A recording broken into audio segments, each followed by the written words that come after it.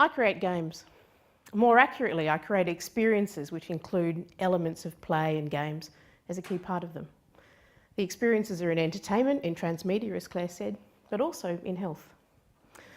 While the concepts of play, investigation and exploration are pretty important in the entertainment space, as you can imagine, I believe that they can make it easier for us to improve our habits and behaviours in regard to major social issues, such as climate change, health and social division. I believe that the key to this is by encouraging curiosity. We live in an age where change is the norm. Creativity is desperately required and innovation is a siren call to businesses. We're discovering how badly our habits and desires have impacted on the globe, as well as our own health and happiness. And yet, strangely, we're not doing enough to encourage creativity as a positive quality at a time when we desperately need it. The most curious amongst us are the very young or those over 55. Maybe when we're older we have the leisure to explore, but certainly it seems that the pressures of work, of family, of children all impact on our curiosity. Though that said, for any of you here with 3 or more children, you are incredibly curious. It comes back in spades, maybe as an effort to have you keep up with them. But less and less are we seeing true curiosity as a value and encouraging it in the home, in the workplace and at schools. And why do I think it's important to encourage curiosity? I believe that if we're to move up, if we're going to address these huge environmental, social and health issues that we face as a nation and as a species, we need to foster and encourage curiosity. As Mark Hoare said, if we are encouraged to be curious, we would stand a better chance of survival. While we as humans remain confident that we will solve the world's biggest problems through our own innovative nature, we see this challenge as belonging to other people, not necessarily ourselves. But encouraging curiosity has other direct benefits. These include increased chances of success, possibly greater intelligence, and even, on average, a longer life. The curious tend to live about 5 years longer than the incurious. Curiosity is doubly important for innovation, first in its link to creativity and divergent thinking, and second in its role as an intrinsic motivator to sustain interest in a given area. But more on that later. We tell children that curiosity killed the cat as part of the negative portrayal of curiosity. And in fact, research done in the early 90s showed that over the previous 20 years, children's literature had increasingly portrayed curiosity in a negative light. But I agree with Edinburgh when he says if curiosity did indeed kill the cat, it died a noble death. But what do we mean by curiosity? Interestingly, there's been surprisingly little research into curiosity. There's a lack of agreement about whether it's a trait being intrinsic to our nature or a behaviour, something that we can develop and encourage to be there. I can't even find an academic definition. There isn't one that exists. But the best definition I found is this one, which comes from the Social Brain Centre at the Royal Society for the Encouragement of Arts, Manufacture and Commerce.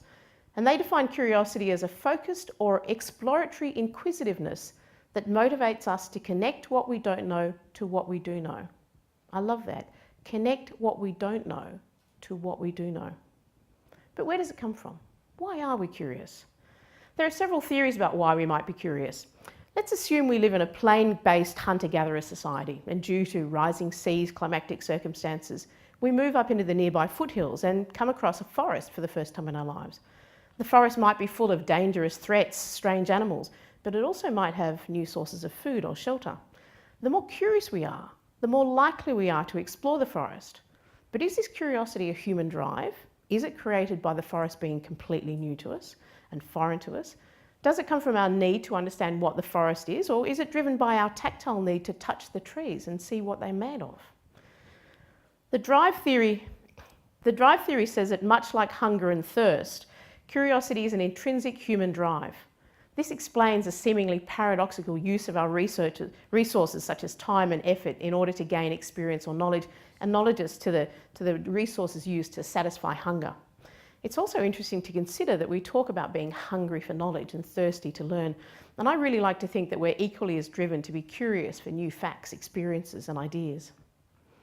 Another theory is an incongruity theory based on our understanding of the world around us, our worldview. When our expected understanding about the way the world works is violated, our curiosity is piqued to resolve this incongruity or conflict. Our greatest level of curiosity occurs at the intermediate level of cognitive incongruity. Basically, minor variations are accepted as just the norm and we ignore them. while large ones are really difficult to process and often seem too fearful to actually go and explore too much. Taking incongruity one step further, there's the gap theory. The gap theory suggests that more than just a challenge to our worldview, the mere absence of information can evoke curiosity. This is commonly used by storytellers and more recently by advertisers to pique our interest in things, in new products. Thus, learning about something can spark curiosity to learn more, and extending this, we tend to be more curious about a tiny tidbit of information that will complete a puzzle than one which only partly answers the question. And more recently has been the idea of a tactile curiosity. As children, we first explore the world with our hands and our mouths, and through structured play, including looking outside yourself to the physical world, we show a desire to gain knowledge through tactile experiences, particularly with things where our relationship with them might change through that exploration. The Foundation's psychologist on curiosity was Daniel Berlin. Born in England in 1924, he's best known for his work in curiosity while he was at the University of Toronto. He died young in 1976, and despite being seen as a pioneer in this field, with his book set as reading for some psychology courses and cited in many Wikipedia articles, he has, I will say curiously, no entry of his own on that site. Berlin developed a theory based on the motivating curiosity and play. He called it ludic behaviour, from the Latin ludere, to play.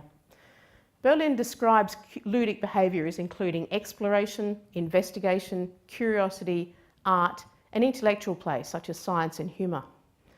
Interestingly, the current interest in gamification generally and the role of game theory for, amongst other things, behavioural change also points to ludic tendencies, and some researchers are suggesting that the next stage of man will be as homo ludens, or playful man.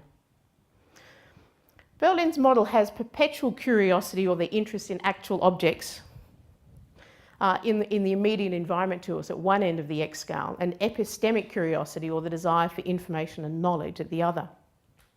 The y-axis runs from specific curiosity, or the desire for a particular piece of knowledge, such as the final piece of a puzzle, through to diversive curiosity, somewhat less directed, more broadly satisfied, more like a stone skipping across a pond.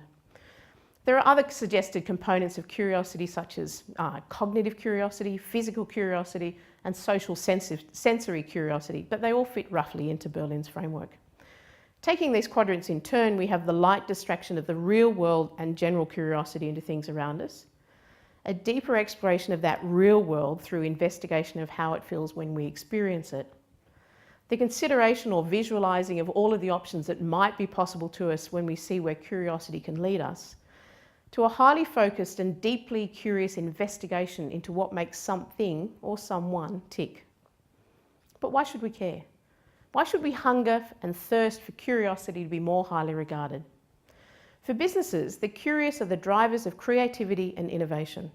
Creativity requires the diversive elements of curiosity in order to come up with new ideas, while innovation, or the implementation of these ideas, needs the focused curiosity of the specific. And indeed, curiosity can be its own reward. The current investigation into gamification includes a focus on rewards. Psychology tells us that intrinsic rewards, those which motivate us and give us personal satisfaction, are dramatically more beneficial for retaining long-term interest when compared to extrinsic rewards, benefits or money. Whether we are creating lifestyle behavioural changes, increasing job satisfaction, or pursuing long-term goals, the more curious we are about the task, the more focused we are. And in turn, this can generate high levels of internal satisfaction, thus providing the intrinsic reward we need to keep us motivated at the task at hand. So how do we encourage creativity, curiosity? At work, through education, and even at home. There are some key tools or elements which will help develop the curious nature. Making sure that we ask, don't tell people things, is central to information sharing. Creating stories, telling stories, and making sure that in some cases these might challenge a worldview and thus generate some level of incongruity. Sharing different information with different groups of people. We get terribly curious about what somebody else might know that we don't. And that's all the gap theory. And particularly, making sure that it's all right to be wrong, that failure is worth nurturing as it explores success, as it forms the basis of how we will go on to find the real answer. And finally, mindfulness. Focusing on what is happening to me now is more likely to make both my immediate task, whatever it is, more satisfying. But it's also going to promote an approach mindset as opposed to an avoidance mindset. And if we go back to that forest, it's this mindset of curious exploration that I will need to survive, and which is at the heart of mindfulness training. That said, we live in an age where so many of our more shallow or diverse curiosities can be easily satisfied through hyperlinks, search, and the internet. Modern technology is having an impact on our curiosity. It encourages short-term, often shallow investigation into a wide variety of topics. But deep curiosity that arises from sustained focus and engagement is arguably not supported and protected in the culture as largely as it could be. As a society, we need to encourage and develop both types of curiosity if we're to stimulate innovation. In fact, returning to Mark Hoare, who, when lamenting the lack of excellent generalists and polymorphs in our current age as compared to previous ages of enlightenment, commented that curiosity has been confined to scientists, professors of curiosity, if you will, and the rest of us are not supposed to bother with it. And if we are to encourage curiosity, we may need to create the gaps that stimulate our need to fill these.